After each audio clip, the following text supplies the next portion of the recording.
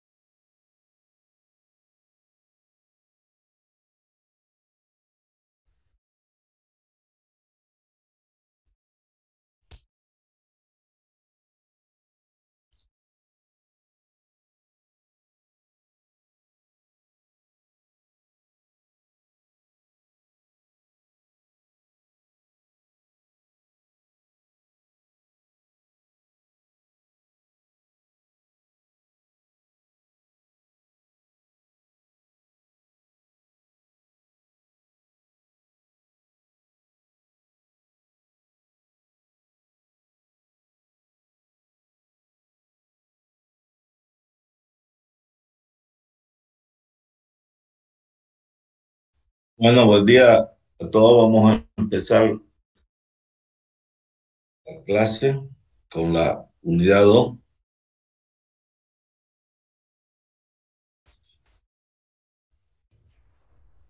Ingeniero, ¿Sí? ingeniero, antes de que comience, le habla Luis. Sí, a Luis, el ayudante, mi ayudante está ahí. Bueno, la idea, Luis, es que vos podás pasar los jueves, ¿no? Sí, sí, En horario de clase, ¿no? exactamente. Esa es la idea.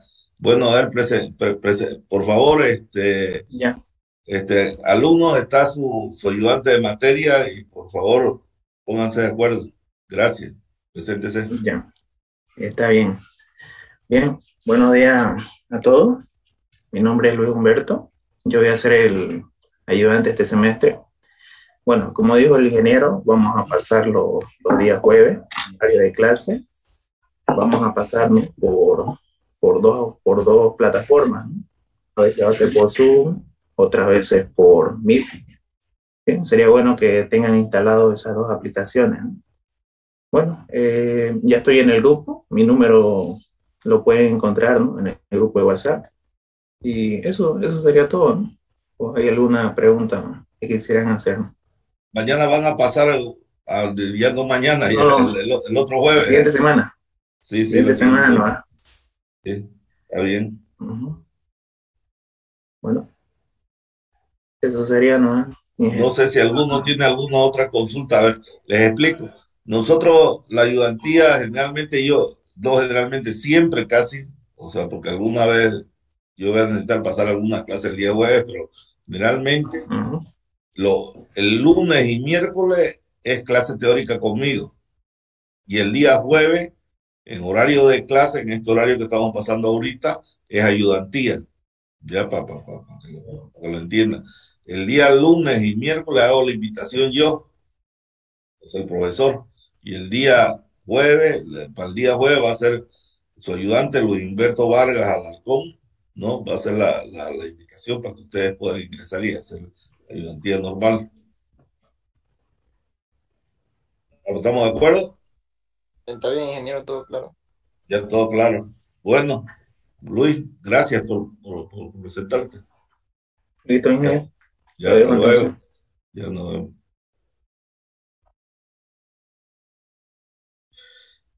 Bueno,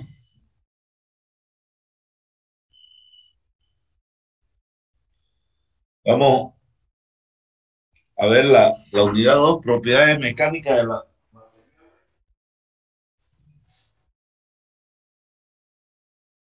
Y el objetivo de este capítulo, como lo ponemos aquí, lo denunciamos, es conocer las propiedades mecánicas de los materiales del sólido rígido deformable sometido a cargas externas.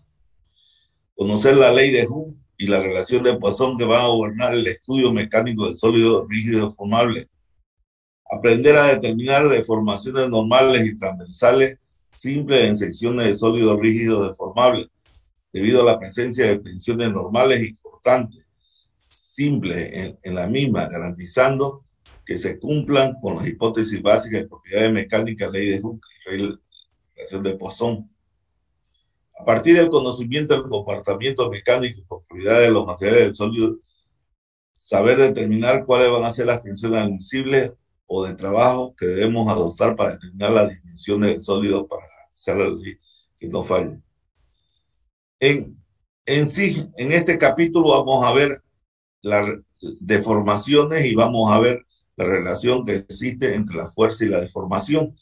Y en base a eso vamos a ir analizando cómo se comporta el material si yo lo someto a carga, ¿no? Entonces, eso es lo que vamos a ver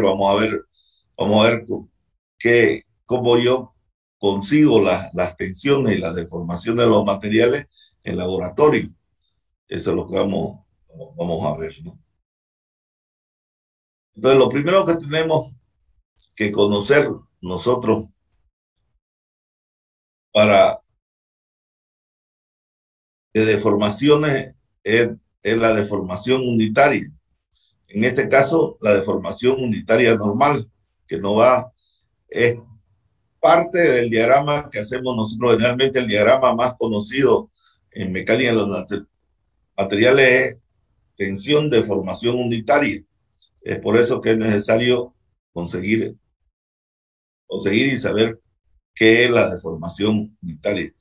Pues no tenemos un elemento cualquiera que tiene una longitud L inicial y le aplicamos una fuerza N o sea, basado en la hipótesis de Bernoulli, esta deformación tiene que ser plana y perpendicular al eje de la barra. La deformación unitaria no es más que la relación que me relaciona la deformación de la barra, deformación con la barra, con respecto a su longitud. Entonces, en este caso, mi deformación unitaria va a ser delta Ln, que es la deformación que me dice que cómo se va Bernoulli, ¿no? Sobre L, no es más, ese es el concepto de deformación unitaria, deformación sobre su longitud. En este caso, deformación normal. La deformación unitaria transversal o distorsión angular es similar. Aquí nosotros la fuerza que aplicábamos era normal a cualquier sección de barra perpendicular al eje, ¿no? Cualquier, siempre normal fuerza. En cambio, en la deformación unitaria transversal o distorsión angular, nosotros vamos a tener que ya la fuerza que vamos a aplicar es transversal. Entonces tenemos el mismo elementito aquí más chico porque lo estamos deformando transversalmente y aquí no podríamos, este aparato ya fuera distorsión, ¿no? Entonces le aplicamos una fuerza P, le he puesto en este caso que no sea P ni N, ¿no? Y esta fuerza va a deformar de esta manera. Aquí tenemos la deformación y aquí tenemos su longitud. La relación que me vincula la deformación con la longitud se llama distorsión angular o deformación transversal. Relación entre deformación y longitud. La única diferencia es que aquí la deformación es transversal, aquí la deformación es longitudinal. Y eso es lo que tenemos que saber diferenciar. La ley de Hooke es la relación que me vincula la tensión con la deformación unitaria.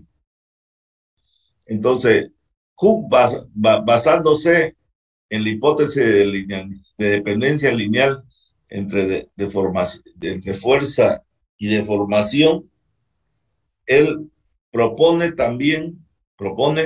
que exista una relación entre tensión y deformación unitaria. Pues Hooke lo enuncia de la siguiente manera: la tensión es directamente proporcional a la deformación. Para que sea igual, tiene que existir una constante. Esta constante se llama módulo de elasticidad. En este caso, módulo de elasticidad longitudinal, que lo vamos a conocer como E. Que este módulo es una propiedad del material. El esfuerzo cortante igual, la tensión es directamente proporcional a la distorsión angular. Para que sea igual existe una constante, un módulo, que se llama módulo de elasticidad transversal, que depende también del tipo de material. ¿Cómo se consigue el módulo? Si yo someto cualquier probeta, que vamos a ver más adelante, a tensión y deformación, yo sé que la relación entre la tensión y la deformación tiene que ser lineal. Entonces, si nosotros hacemos tangente de alfa, sigma sobre E, aquí cualquiera, ¿no? Entonces, la tangente de alfa va a ser el módulo, ¿no? Entonces, por eso se llama elasticidad. Cuanto el ángulo es más pequeño, mi material va a ser más elástico. Cuanto el ángulo sea más parado, mi material que se acerca a 90 grados, mi material va a ser más rígido, más duro. Entonces se llama módulo de elasticidad. Es una constante que me relaciona que es la constante que me relaciona la tensión con la deformación. Bueno, una vez conocía esta ley de Hooke, que es importantísima en todo el desarrollo que vamos a tener, es importantísima porque me define el valor del módulo, además de definirme el valor, me define cómo va a trabajar mi material. Nosotros queremos trabajar en un estado donde se presente una relación lineal entre tensión y deformación. Pero esto en la realidad, las deformaciones no son rectas. Si bien es cierto que una parte de la deformación, cuando hago el ensayo, va a ser recta. Entonces, lo que vamos a ver ahora es el comportamiento real, cómo se deforma el material si yo lo someto a una prueba de laboratorio, en este caso una prueba estándar de tensión de formación unitaria. En este caso se elige el acero dulce. ¿Por qué se elige el acero dulce? Es un material con poco contenido de carbono, que es el material que nosotros, ideal para nosotros, ¿no? Donde se comporta de tanto atracción como compresión de la misma manera, por eso es un material ideal para nosotros. Entonces nosotros, en base al comportamiento del acero dulce, vamos a ver cómo se producen las propiedades mecánicas de los materiales en ese diagrama. Entonces lo que vamos a hacer, es mediante una máquina que se llama universal, que ahorita la vamos a ver en un video, y teniendo una probeta, lo que vamos a hacer es tironearla a esta probeta y medir su deformación y su tensión hasta que rompe, ¿no? Como vemos. Entonces vamos aplicándola con este gato hidráulico. Aquí tengo un gato hidráulico, tengo un medidor de carga, y aquí una regla para medir su deformación. Vamos aplicando carga y vamos determinando su deformación para cada carga. Entonces, con eso podemos determinar la tensión y podemos determinar la deformación unitaria. Pues tenemos todos los datos. En base a esos datos, la tironeamos hasta que se rompa y nos va a dar este diagrama. Esto lo vamos a ver ahorita en video para que nos pongamos.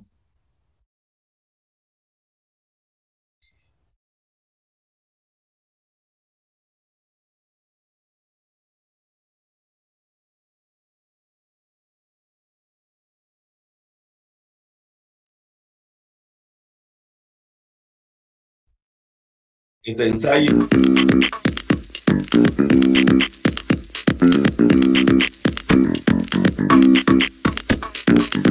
Esta es una máquina universal de ensayos estáticos. Se puede hacer tensión, compresión, flexión, dureza, corte, cizalladura, dependiendo de los dispositivos que se puedan hacer, muchos ensayos más. Es una máquina hidráulica, funciona a través de un pistón, por eso la velocidad de ese funciona al área, es en megapascales por segundo. Este cabezal es fijo, este es móvil, es a la medida que vaya haciendo el ensayo, estas mordazas tipo B van a apretar más la probeta y el apriete será entonces a través de la fuerza, cada vez va a agarrar mejor. Este se va a desplazar hasta que llega el momento de ruptura de la probeta. Acá lo mismo, cuando hacemos compresión colocamos un envase e irlo apacharrando o aplastando dependiendo de lo que necesitemos. Y cambiando este plato por un dispositivo de apoyo, podríamos hacer flexión simple con 3 apoyos o con un apoyo también doble acá, que sería con 4 apoyos. Es una máquina que maneja una capacidad máxima de 120 kilonewton. Podemos regular las escalas. Se puede trabajar hasta 60, hasta 24 o hasta 12 kilonewton, dependiendo de la capacidad de la probeta que vayamos a reventar. La probeta en estas mordazas, que son especiales para, en este caso, probetas cilíndricas. También hay otras mordazas para probetas planas. Es una probeta de más o menos 10 milímetros de diámetro. En este caso vamos a utilizar acero, entonces necesitamos un 9 en 2 que llega hasta 60 kilonewtons. Este es un acero ICSAE 1020 estructural. Es conocido en la industria civil porque es el que utilizan como sismo resistente para reforzar el concreto. También se trabajan deformaciones con este deformímetro mecánico y lo que hacemos es que amplificamos esa deformación de milímetros 2, 5, 10 y hasta 20 veces esa deformación. Se utiliza mucho estas amplificaciones más que todo en las zonas elásticas, donde las deformaciones son muy pequeñas, microdeformaciones, entonces para tener una deformación mucho mejor o más visible, se amplifica. Ya aquí manejamos las velocidades, podemos colocar el ensayo manual o automático y lo normal es que trabajemos en velocidades entre 2 y 10 megapascales por segundo. Aquí podemos graficar tensión o compresión, dependiendo de lo que vayamos a hacer. Si es compresión, entonces comenzaríamos de arriba hacia abajo, pero aquí en este caso de tensión, entonces comenzamos desde este cuadrante hacia la parte de arriba, donde nos mostraría en el eje Y fuerza en newton y en el eje X deformación en milímetros. Y comienza el ensayo amplificado 20 veces. Colocamos la velocidad de 2 megapascales por segundo y sabiendo el incremento de la fuerza. En este caso se utilizan kilonewton, que es la unidad internacional de fuerza. Y se puede ir viendo que la deformación a la vista no se ve, pero si pudiéramos hacerlo con instrumentos especiales como micrómetros, sí podría determinarse. Ahí estamos en esa zona donde se puede medir elasticidad o la ley de Hooke. Vamos por 7 kilonewton, 8 kilonewton. Ahí casi estamos llegando al punto de excedencia, que se ubica entre 25 y 30, donde el material deja de ser elástico, donde esa deformación ya no es recuperable después de ese punto. En este punto yo puedo descargarlo y el material se recuperaría, pero después no. Acá vamos a llegar, miren por acá, mírenlo ahí, ya pasamos excedencia, ya estamos en zona plástica, ya ese material, si yo detengo el ensayo, ya tiene una deformación y esa le permanecería. Solamente recuperaría ¿cuál? La elástica, pero la plástica ya permanecería en la probeta. Ya vamos a llegar a la fuerza máxima, está a punto de comenzar a reducirse el área y a romperse la probeta. Aquí es donde tenemos de estar pendientes de la probeta, cómo empieza a hacer restricción, un encuellamiento y empieza a romper. Miren ahí, miren, empieza a estirarse.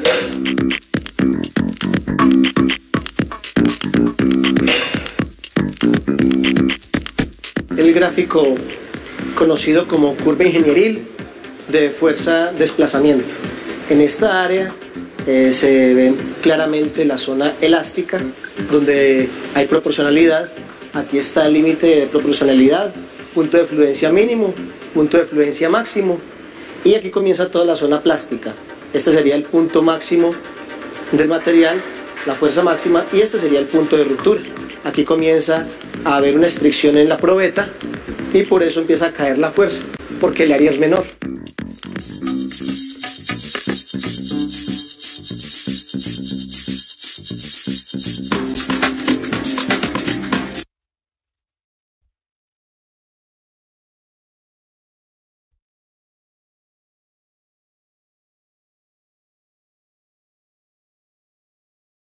Bueno, el ensayo de tensión de formación es muy, o sea, el ensayo típico que tenemos nosotros de la...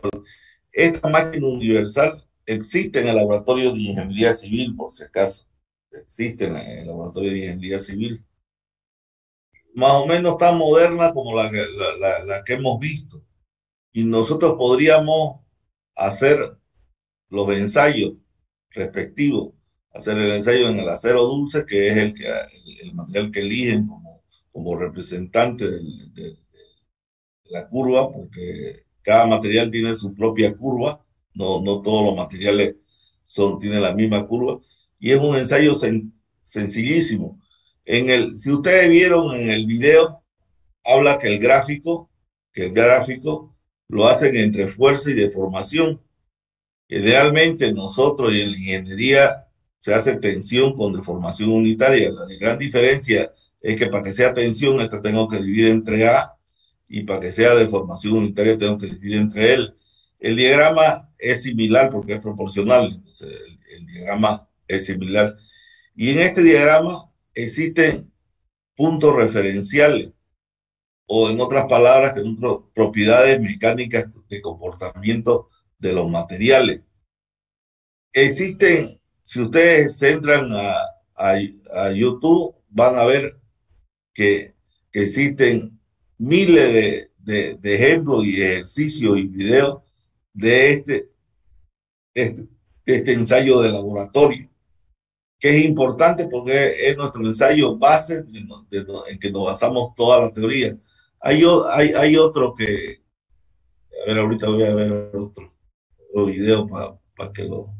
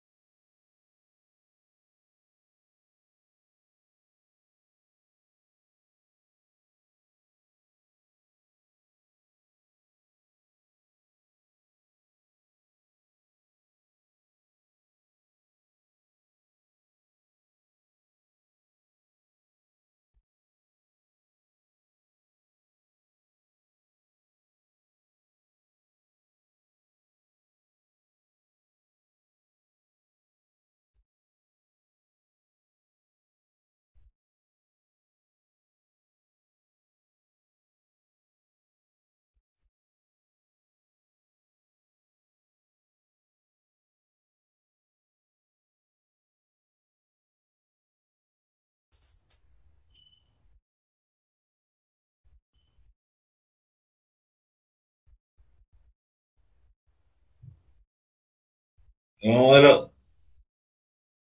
en este ensayo que vamos a hacer es un ensayo más real, que él corrige la curva de tensión de formación. Entonces, es un ensayo que es lo mismo en un laboratorio, pero es un ensayo más real que se produce, que muestra. Lo vamos a ver. Vamos a ver una parte, porque este ensayo es más largo.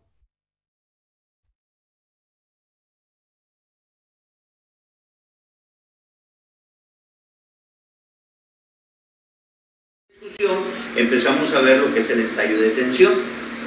¿Qué es lo que vamos a hacer si yo quiero a un material hacerle un ensayo de tensión para ver cuáles son las propiedades mecánicas que podemos obtener de él cuando yo lo someto a tensión? ¿Okay? Pues primeramente tenemos que tener una placa y ahí le decimos que son probetas planas, o debemos de tener una barra y ya con esa placa o con esa barra nosotros la metemos a la máquina y la tronamos y tomamos los valores. Nada más que si le hacemos así, ese ensayo nada más me sirve para mí, nada más. No, si yo lo quiero presentar en otro lado, no puede ser. Entonces para eso se hicieron unas cosas que se llaman estándares. Existen muchos estándares, está el estándar de Estados Unidos, uno japonés, uno alemán, uno británico. Nosotros nos vamos a ir por un estándar de Estados Unidos, porque aquí estamos cerquita. Y el estándar que maneja el Estados Unidos es el ASTM, que es American Society for Testing and Materials. Entonces, ese estándar nos dice cómo le debemos de hacer un ensayo para que si yo lo hago aquí en Monterrey y otro cuate que hace otro ensayo allá en México y otro...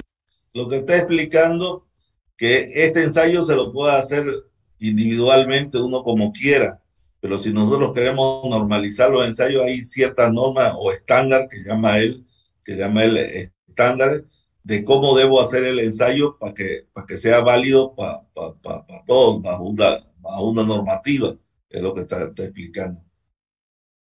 Lo que hace allá en China, cuando yo presente mis resultados van a ser los mismos y entonces ahora sí los podemos comparar. Por eso es mejor un ensayo estandarizado. Entonces el primer paso es irnos al estándar de la ASTM, en el cual parece que se lee 8, si no me equivoco, ¿verdad? en el cual ahí nos van a decir cómo van a ser las dimensiones de esa probeta. Nosotros vamos a hacer aquí probetas circulares, o sea, probetas redondas. Entonces nos vamos al estándar para probetas redondas y nos van a dar esas medidas tal como se los voy a mostrar ahorita en una probetita. A esto le voy a llamar una muestra o una probeta. Este era una barra que tenía media pulgada de diámetro y la redujimos a 1/4 de pulgada.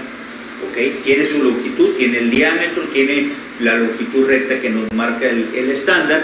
Y si yo hago una probeta, digo un ensayo con esta probeta, me va a valer para cualquier parte del mundo que tenga el estándar de la ASTM. Así es que primero yo tengo que maquinar a como me dice el estándar. Ya una vez que tengo esta probetita, ahora sí tomo las medidas iniciales de esta probeta. Las medidas iniciales serían el diámetro inicial, que en este caso es 1/4 de pulgada, una longitud recta, que es la que va a estar trabajando, que más o menos es como 1.25 de pulgada, y le vamos a poner 2 puntitos que nada más me van a servir para sacar una cosa que vamos a ver después que se llama por ciento de elongación, y esos 2 puntitos los pusimos a 1 pulgada. Entonces yo tengo un diámetro inicial, una longitud recta y una longitud inicial. Con el diámetro inicial sacamos el área inicial, pi d cuadrada en 4/60. ¿Okay? Ya que tenemos esas dimensiones iniciales, nos vamos a la máquina, ¿verdad? Y entonces en esta máquina lo vamos a poner en este aditamento, lo vamos a atrapar en este aditamento y le vamos a dar acá un enter para que la máquina empiece a estirar el elemento y la máquina me va a estar tomando valor de carga contra deformación total o desplazamiento del pistón. ¿Okay? Entonces así es como haríamos la prueba. Una vez que ya hice la prueba, sacamos los resultados que nos arroja la máquina de carga contra deformación o desplazamiento del pistón y empezamos a ver cómo lo vamos a graficar. Entonces, si aquí nosotros primeramente, pues ya les dije, teníamos una probeta así, está mejor una pilvina, pero bueno, así, arroscada por aquí, y tenemos aquí esta longitud hasta que empiece aquí el chaplán o sea, este cambio de dimensión que sería la longitud real o la longitud recta. Aquí así, esta es cilíndrica, entonces aquí tenemos un diámetro inicial y de un puntito a un puntito aquí le vamos a poner una longitud inicial. ¿Okay? Ya lo metimos y la máquina me daba valores de la carga que puede estar en newton, libras, kilogramos, lo que sea, ¿verdad? En newton, y me va a dar la deformación total que va a estar en milímetros o va a estar en pulgadas o en centímetros, ¿okay? Según el sistema que utilicemos, el métrico, el internacional o el inglés.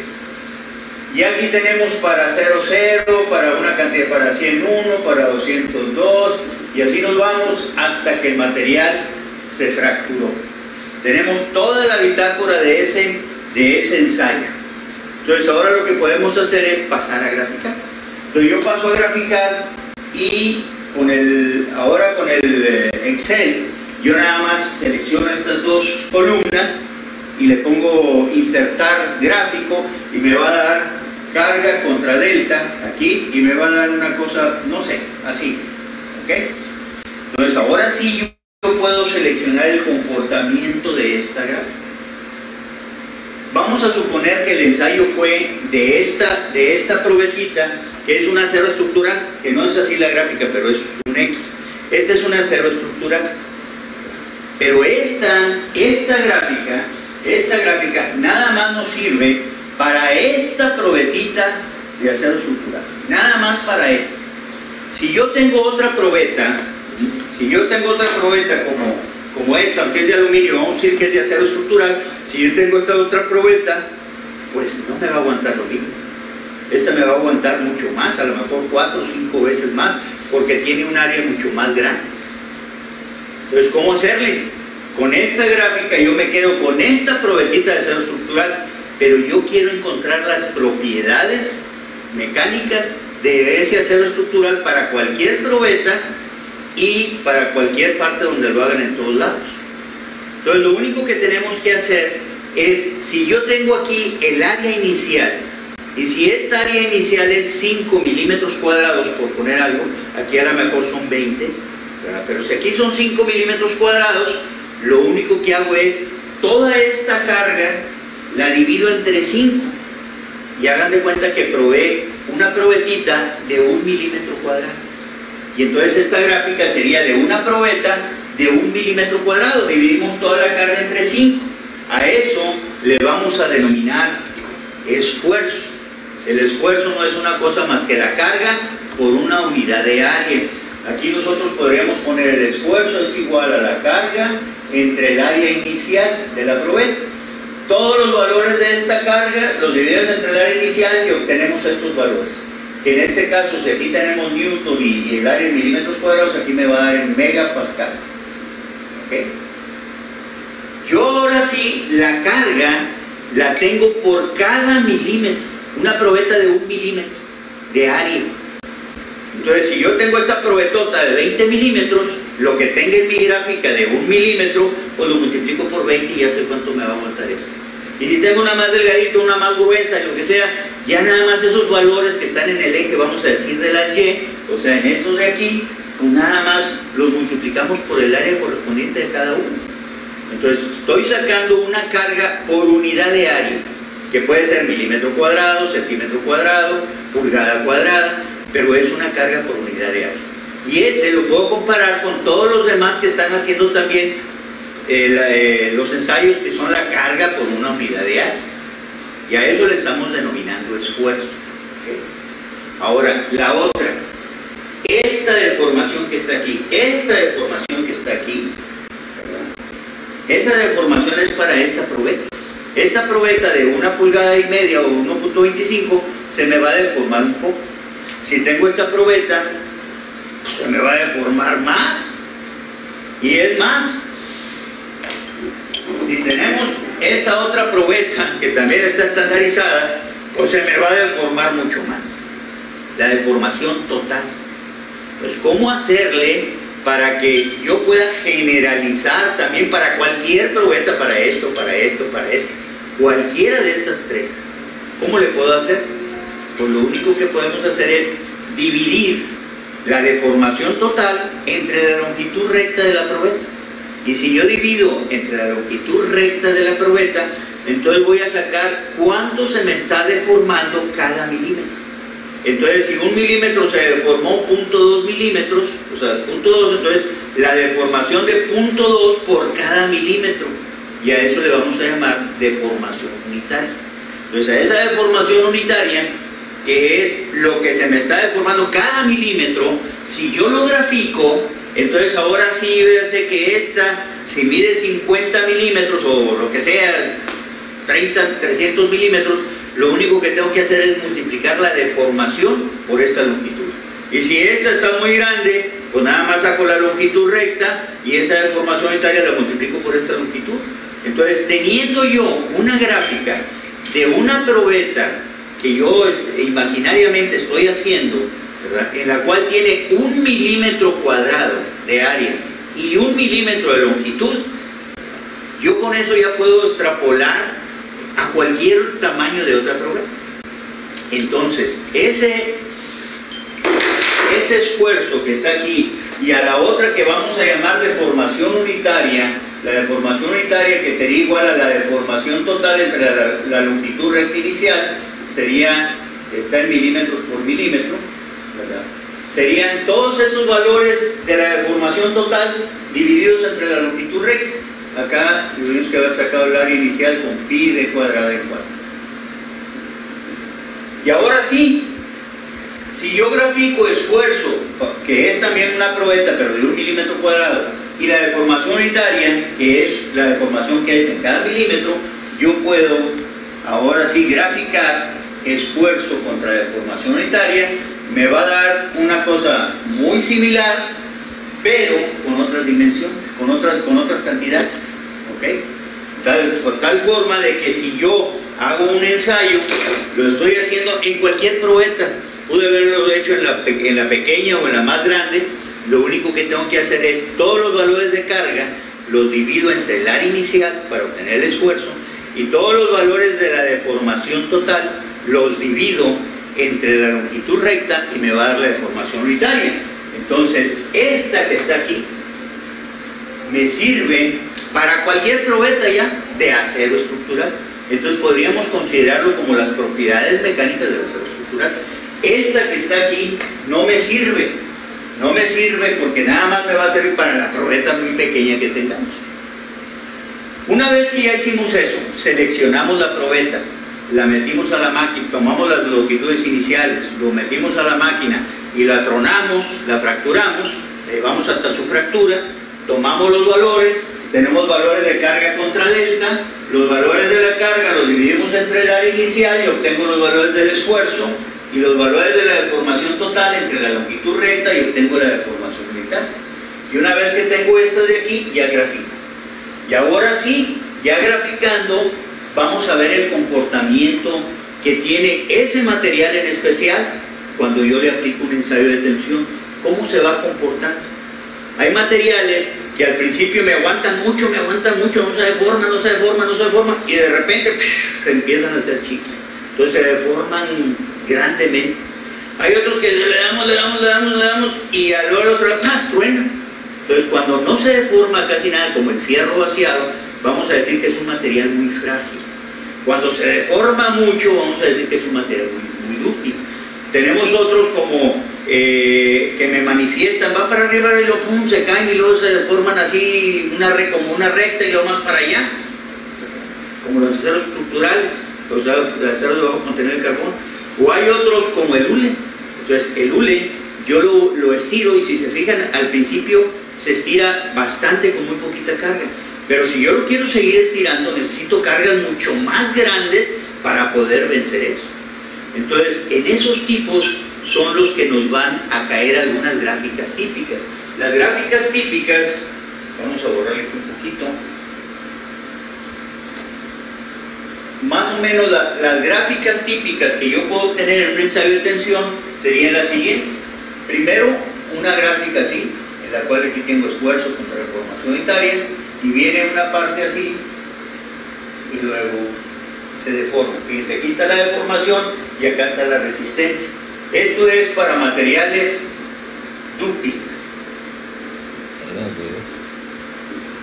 Puede ser otro muy similar, en el cual aquí el esfuerzo y la deformación unitaria, y viene una parte recta y luego se cae aquí tantito y luego se viene para acá. Este lo manifiestan, sobre todo en materiales que usamos en ingeniería, los aceros de bajo carbono. Viene otra en la cual a lo mejor aquí está así esta parte de esfuerzo de deformación unitaria y viene y pum, aquí tronó, como el fierro vaciado. El fierro vaciado casi no me acepta deformación, entonces aquí así sería para los materiales frágiles. Y hay algunos otros como los elastómeros, que viene esto así, que al principio se deforma mucho y luego después cada vez necesita para recta. Y si hay una parte recta, entonces cualquier recta que se llama deformación elástica. Aquí así, un diferencial después y le ponemos el punto número 2. Bueno.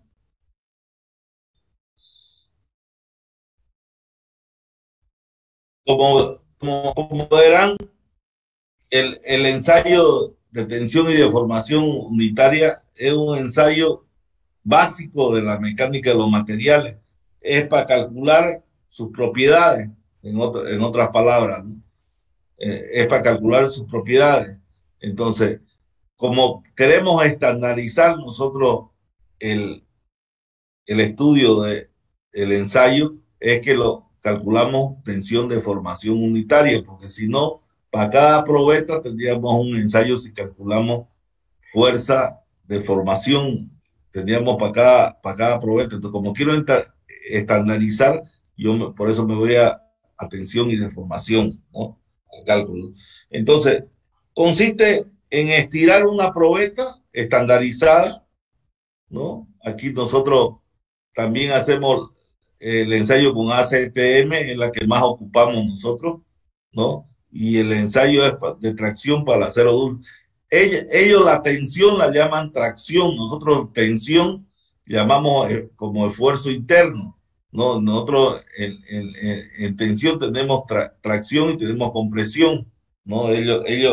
La tracción lo llaman tensión y la compresión lo llaman compresión, eso es lo que hacen, ¿no? Eso es lo que realmente cuando vean los videos. Entonces, consiste en la máquina que tenemos en la universidad, da el diagrama, como el primer video que veíamos del diagrama. Este es una máquina, un esquema de una máquina de lo que hacemos.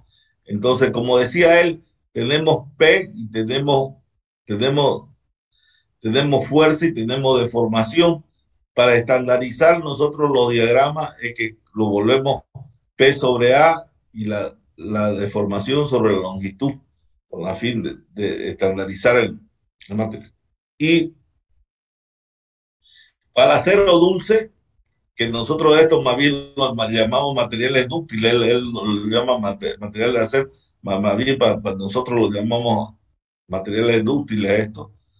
La curva da de esta forma, donde tiene ciertas características. Tiene el punto A, que lo vamos a conocer como límite de proporcionalidad, el punto B, límite de elasticidad. Entre C y D existe un escalón de fluencia que lo llamamos. Aquí va a haber una tensión última y aquí va a haber una tensión de rotura aparente. ¿Por qué lo llamamos aparente? Porque nosotros siempre hemos calculado el A como si no variara. Y si nosotros vimos en el video, el área siempre cambia de dimensión, y al cambiar de dimensión la curva se iría para acá arriba, no se iría para acá abajo. Pero el diagrama estándar de nosotros siempre calculamos con el área constante como el área inicial, ¿no? Entonces, entre el punto O y A se llama, nosotros lo conocemos como límite de proporcionalidad. El punto A es donde mi material hasta ese punto trabaja la tensión proporcional a la deformación, trabaja de forma lineal. Entonces, límite de proporcionalidad es el punto de la curva donde la deformación unitaria es proporcional al esfuerzo aplicado. Al esfuerzo característico en dicho punto se denomina límite de proporcionalidad.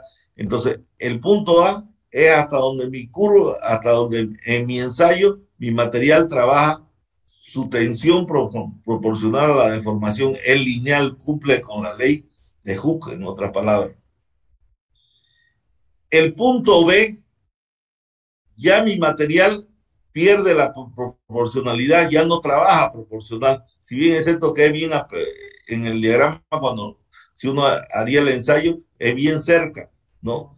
Pero tiene una característica principal. Hasta el punto B, mi material, cuando yo lo estoy estirando, trabaja elásticamente. Lo que quiere decir que si le quito la carga, mi material va a volver a su estado inicial de deformación, va a recuperar esta deformación que perdió. Yo cuando lo estoy estirando se está deformando, está creciendo. El rato que le quito la carga en el punto B, vuelve a su estado inicial. Lo que quiere decir es que del punto B O a B, mi material siempre se comporta elásticamente. Y el punto B es el último punto donde se comporta elásticamente mi material. Esa es la característica de elasticidad del material. Es una propiedad la elasticidad del material. Más allá de la elasticidad, mi material, cuando ya acaba de ser elástico, comienza mi material a deformarse sin necesidad que yo le aplique mayor carga. Se comienza a deformar. A ese estado se le llama fluencia, escalón de fluencia, que es la deformación sin aumento sensible de carga. Yo no necesito aumentar mucha carga para que se produzca una deformación. Se comienza a deformar mi material. Mi material en ese momento siente que se va a romper, siempre siente que va a fallar, pero el material internamente se compone, se vitrifica, se vuelve más vidrioso, ¿no? Internamente. Y una vez uno, si no lo carga, adquiere mayor capacidad de tensión. Entonces le seguimos dando carga y vemos que el material, de un momento a otro, recupera y es capaz de absorber mayor tensión hasta que llega al punto E donde adquiere la tensión máxima, y ya aquí en este momento ya se ha vuelto un cuello delgado del material, como la sección del material ha reducido bastante, y mi probeta comienza a caer y comienza a romper como ¡pum! Rompía, ¿no? A este punto, a este escalón que se deforma así, sin tensión sensible, se conoce como tensión de fluencia. A esto se lo conoce como tensión última y esto como tensión de rotura, ¿no? Entonces, tenemos el límite proporcional del punto A, donde es el punto hasta donde se mantiene la ley de Hooke, tensión proporcional a la deformación. El punto B, que es que el material se mantiene, su elasticidad se mantiene, entonces cuando le quito la carga recupera toda su deformación. El escalón de fluencia, que es el punto CD, un ligero aumento de esfuerzo más allá del límite elástico provoca un colapso del material, y esto ocasiona que se deformen permanentemente sin aumento sensible de carga. A este comportamiento se lo conoce, se llama fluencia. Al esfuerzo que caracteriza el escalón de fluencia se llama tensión de fluencia, ¿no? La tensión última es la tensión al final, la máxima que adquiere, la tensión máxima, otro problema, poniéndolo en sí, la tensión máxima que puede adquirir un material, y la tensión de rotura es la tensión que rompe el material. Eso. Entonces lo que estamos analizando es cómo se comporta mi curva cuando yo lo someto a carga, cómo tiene harta fase de comportamiento. Tiene una zona elástica, que es hasta el punto B, y una zona plástica. Más allá de la fluencia, ya no recuperan mi material, ¿no? Así, ¿no? Aquí podemos seguir viendo. Si a mi material, esto cuando rompe, mi probeta va a romper, se va a hacer un cuello, y el cuello ¡poc! Va a romper, ¿no?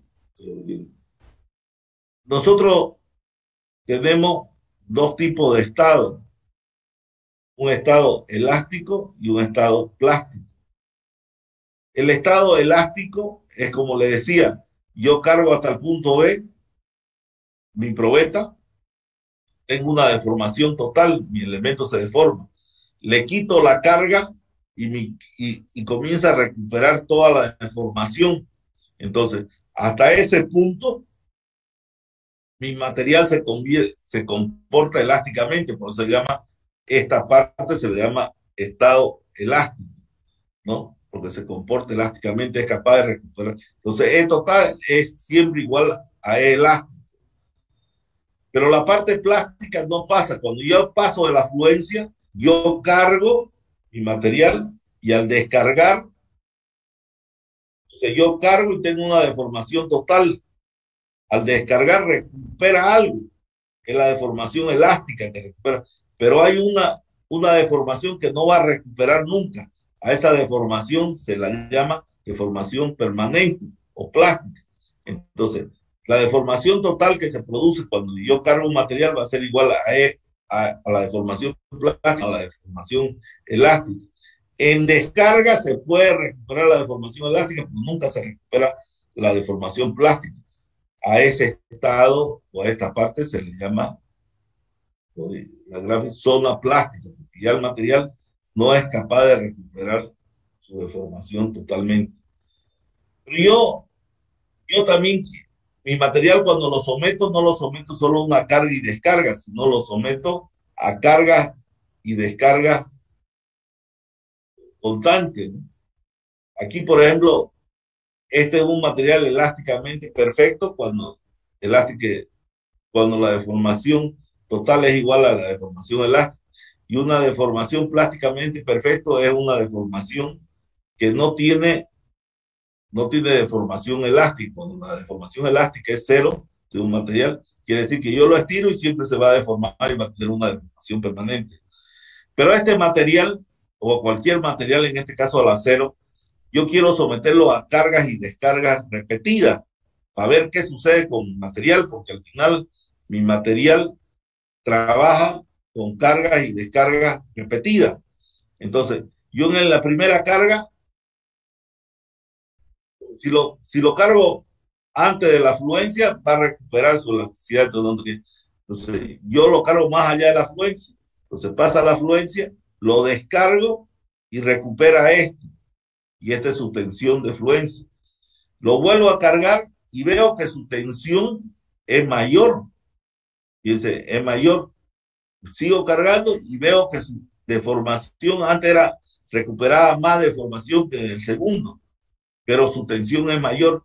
Cargo 3 veces, sigue la deformación elástica que puede recuperar es menor y la carga siempre es mayor. Lo que quiere decir, si yo cargo y descargo un material N veces, siempre va a ganar en tensión porque cuando pasa la afluencia aquí hay un estado que se vitrifica el material, se vuelve más vidrioso, más duro, pero pierde la capacidad de deformarse. Cada vez pierde más la capacidad de deformarse.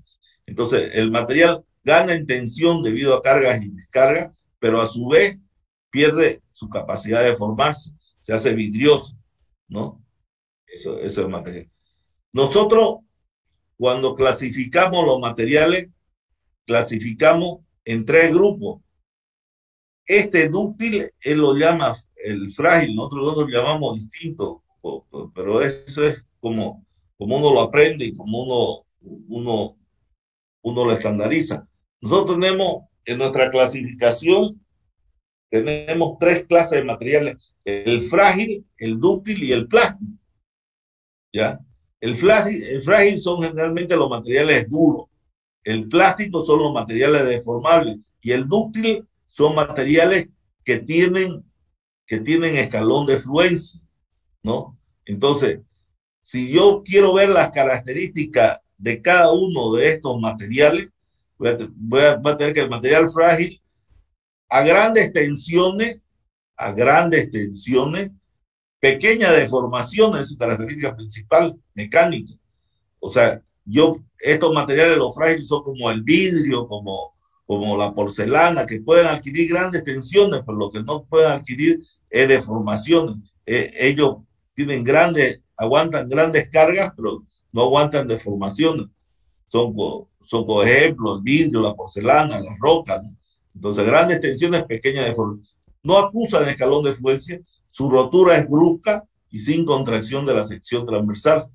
Lo que quiere decir que si yo tengo un elemento y lo tironeo, este elemento va a romper así. Va a romper de un tirón y no va a reducir la sección transversal. Eso es lo que me está diciendo, ¿no? Y ese es el material frágil.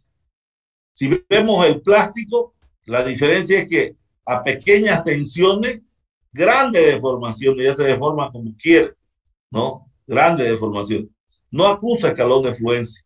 Su rotura es suave y con contracción de la sección transversal. ¿Qué quiere decir esto? Quiere decir que si yo tenía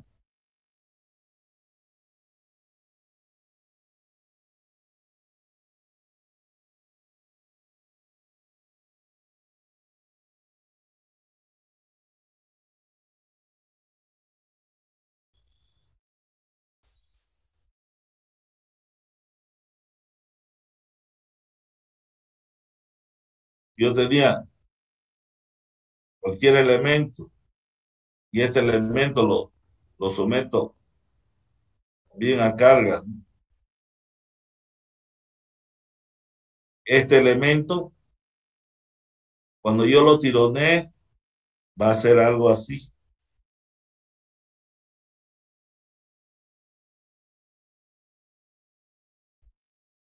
Se va a estirar y su sección va a ser como un cuello hasta que rompe, ¿no?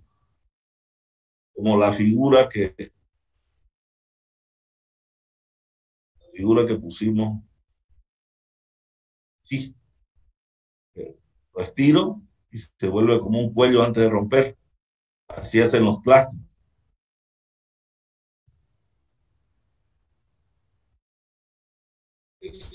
Eso hacen los plásticos. Ya no rompen con una rotura brusca, no rompen con una rotura suave y con contracción de la sección transversal. ¿Cuáles son los ejemplos del plástico? El plástico en general, la arcilla húmeda, el asfalto, no todo lo que se estira, en otras palabras, son los materiales plásticos. Y los dúctiles, su característica principal es que en su primer estado de formación, la tensión es proporcional a la deformación unitaria. Entonces, en su primer estado de formación cumple la ley de Hooke, acusa escalón de fluencia, su rotura es suave y con contracción de la sección transversal. Ejemplo, el acero, el latón, el zinc, son ejemplos generales, son materiales metálicos, ¿no? que son los que trabajan, que son dúctiles, ¿no? Esos son los materiales dúctiles. Entonces, no en todos los materiales se produce la fluencia. En nuestro material ideal se produce la fluencia, que es nuestro material acero. En los otros materiales no necesariamente se va a producir la fluencia, es la gráfica que va a ver, porque este ensayo es base a los ensayos de cualquier material, ¿no? Pero también la ACTM vio que era importante determinar la fluencia para estos materiales, tener un valor de fluencia, porque es más o menos el punto hasta donde mi material trabaja elásticamente. Cuando se produce la fluencia es cuando dejó prácticamente de trabajar elásticamente mi material. Entonces, ellos crean el límite, la fluencia para materiales con curva continua, pero crean, siendo que no es una propiedad ni física ni mecánica del material, o sea, es de curva continua. Entonces, para materiales de curvas continuas en diagrama tensión de formación unitaria, donde no es apreciable el escalón de fluencia, se ha realizado en laboratorio muchos ensayos para determinar este valor representativo, como la Sociedad Americana de Ensayo de Materiales, que nosotros siempre nos basamos en la ACTM generalmente, donde se ha adoptado valores de deformación unitaria denominados límite convencional de fluencia. Debe hacerse notar que la fluencia definida de esta manera no representa ninguna propiedad física ni mecánica del material, tan solo sirve para encontrar un punto característico de la curva que nos permita comparar los distintos materiales, ¿no? Entonces, eso es lo que primero es un límite que nosotros conseguimos, pero de forma de laboratorio. Entonces, ¿qué hicieron? Aquí nosotros no hacemos esos ensayos, pero los americanos o otras empresas que se dedican a hacer el ensayo tienen la gente que lo van probando el material cada rato, o sea, lo van haciendo laboratorio hasta donde más o menos el material trabaja elásticamente. Entonces, a esa deformación que el material donde trabaja elásticamente lo llamaron límite convencional de fluencia y crearon unas tablas grandes de valores del límite convencional de fluencia, ¿no? Entonces, valores. Entonces, ¿pero para qué me interesa esto? Me interesa para calcular la tensión de fluencia. Entonces, ellos asemejaron, o sea, aquí tienen una curva continua, es un valor que me da el laboratorio de pruebas, que hay unas tablas que nos presentan a nosotros, que nos reflejan los valores con tal el tipo de material, y lo que les interesa es calcular la fluencia o la tensión convencional de fluencia. Para eso, primero hago el ensayo de laboratorio, tengo mi curva, tengo el valor que me da el laboratorio, yo busco el material, digo, ¿no? Ya me entro y voy a tener un valor de EPF, entonces lo desplazo al valor de deformación convencional de fluencia, digamos. Trazo una tangente a la curva, más o menos, una tangente a la curva. En el valor de convencional de fluencia trazo una paralela a la tangente, donde corta esta recta paralela a la curva, es el punto convencional de fluencia. Me desplazo al eje de las tensiones y pillo la tensión de fluencia para los materiales. Así se encuentra la tensión de los materiales de curva continua. Este valor conocido de tabla, que hay los libros donde te van a decir, uno busca el material y encuentra este valor, hace el ensayo de laboratorio, la curva es continua, traza una tangente a esa curva, traza una paralela y donde corta va a ser el valor de tensión de fluencia, ¿no? Generalmente el límite convencional de fluencia para acero y aluminio es 0.02, que es el más que uno generalmente adopta. Pero para otros materiales, los frágiles son 0.005 y los plásticos 0.035 y el dúctil está en la mitad, ¿no? Así se calcula las tensiones. Bueno, como hemos visto, este es un tema importantísimo.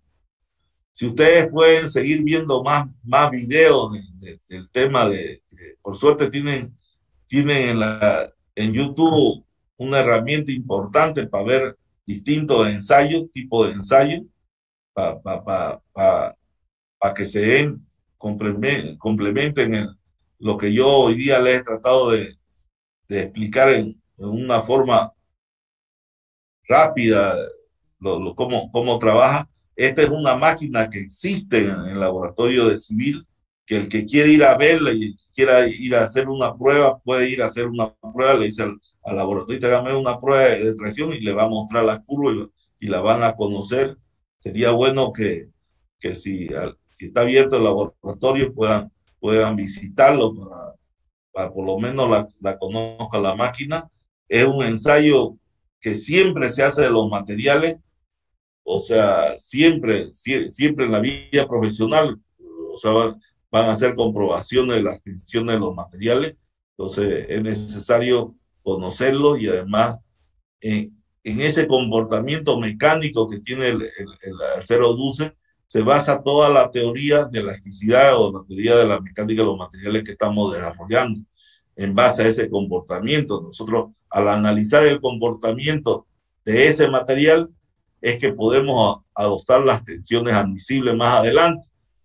Si yo no haya hecho el estudio de cómo se comporta ese material debido a distintas cargas, no podría haber adoptado una tensión admisible. Entonces, a partir de este ensayo es que yo puedo determinar las tensiones admisibles que van a ser las tensiones con que voy a diseñar más adelante. Entonces, esa es la importancia. O sea, conocer este ensayo es importante. O sea, lastimosamente hay dos problemas, que somos muchos para ir a un laboratorio y un cuartito de 3x3, juntarnos 100 alumnos en un cuartito es imposible. Entonces, por eso uno no hace el laboratorio. O sea, solo hay una máquina universal ahí en la UDI, somos muchos estudiantes, pero sí podemos ir a verla. O sea, podemos ir a verla y pueden ir a verla y también pueden pedir a la laboratorista que les haga un ensayo del acero para que vean cómo sale la curva, ¿no? Porque algún día van a necesitar hacer algún ensayo ustedes. Eso es así, ¿no? Aunque uno se lo da al laboratorio para que le haga el ensayo y le dé la respuesta. No sé si tienen alguna otra consulta, pregunta.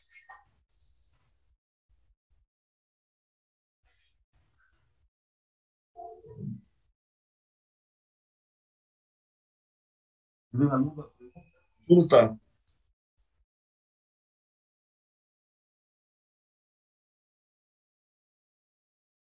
Bueno, si no tienen más consulta, pregunta, creo que les he dado mucha información hoy día, les he dado bastante información, entonces se lo voy a pasar ahorita el PDF y se lo voy a pasar la ubicación de los sitios para que puedan mirarlo más tranquilamente los ensayos que hay en YouTube, que son, si uno se pone, hay miles, miles de ensayos, ¿no? Porque es el ensayo más común que existe, ¿no? Bueno, no tiene nada que opinar, preguntar algo.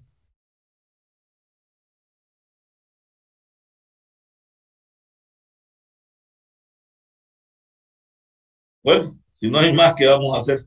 Este, nos vemos nos vemos el día lunes. Gracias a todos. Hasta luego. Hasta luego, ingeniero. Hasta luego, ingeniero. Hasta Hasta luego, ingeniero. luego.